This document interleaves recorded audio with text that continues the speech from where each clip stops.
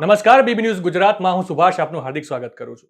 ગેરકાયદે ભારતીય ઇમિગ્રન્ટ્સને લઈને બે ખાસ ફ્લાઇટ્સ અમેરિકાથી એક પછી એક ભારત આવી રહી છે.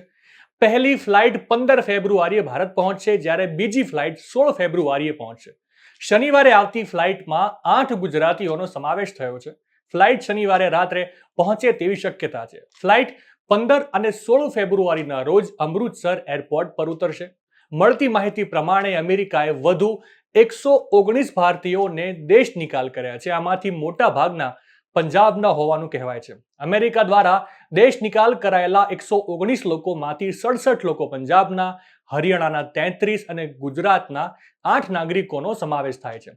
ગેરકાયદે વસવાટ કરતા ભારતીયોને લઈને 16 ફેબ્રુઆરીએ અમેરિકાથી ભારત આવતી ફ્લાઇટ પણ અમૃતસર એરપોર્ટ ઉપર ઉતરશે. સ્થાનિક વહીવટી તંત્ર અને એરપોર્ટ ઓથોરિટીએ આ ખાસ વિમાનો માટે વ્યવસ્થા કરવાનું શરૂ કરી દીધું છે.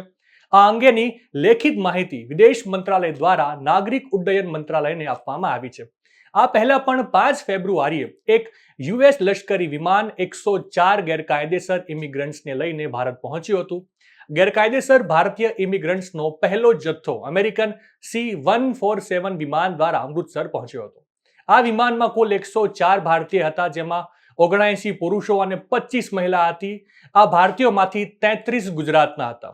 અમેરિકાથી દેશ નિકાલ કરાયેલા ભારતીયોને મેક્સિકો અમેરિકા સરહદ પરથી પકડવામાં આવ્યા હતા.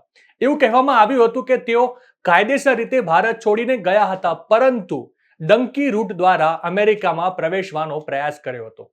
આ અંગે સંસદમાં ઘણો હોબાળો થયો હતો. વિપક્ષે ડિપોર્ટ થયેલા ભારતીયોને હથકડી અને બેડીઓથી બાંધેલા હોવાનો આરોપ લગાવ્યો હતો. સરકારે આ અંગે પછી સ્પષ્ટતા આપવી પડી હતી. એસ જયશંકરે પોતે સંસદમાં કહ્યું હતું કે આ કોઈ નવી પ્રક્રિયા નથી. અમેરિકા ભૂતકાળમાં પણ ગેરકાયદેસર ઇમિગ્રન્ટ્સને દેશ નિકાલ કરતું રહ્યું છે. તેમણે વર્ષ દર વર્ષનો ડેટા પણ બતાવ્યો હતો. વડાપ્રધાન મોદીએ ગેરકાયદે ઇમિગ્રન્ટ્સના મુદ્દા પર પોતાનો સ્પષ્ટ અભિપ્રાય વ્યક્ત કર્યો અને કહ્યું હતું કે આ ફક્ત ભારતનો મુદ્દો નથી. આ એક વૈશ્વિક સમસ્યા છે. જે લોકો અન્ય દેશોમાં ગેરકાયદે રીતે રહે છે તેમને ત્યાં રહેવાનો કોઈ કાયદેસર અધિકાર નથી. જ્યાં સુધી ભારત અને અમેરિકાનો સવાલ છે, જો કોઈ વ્યક્તિની ભારતીય નાગરિકતાની પુષ્ટિ થાય છે અને તે અમેરિકામાં ગેરકાયદેસર રીતે રહે છે, તો ભારત તેમને પાછા લેવા તૈયાર છે. નવા સમાચાર, નવી અપડેટ સાથે ફરી મળીશું. ત્યાં સુધી મને રજા આપશો. નમસ્કાર.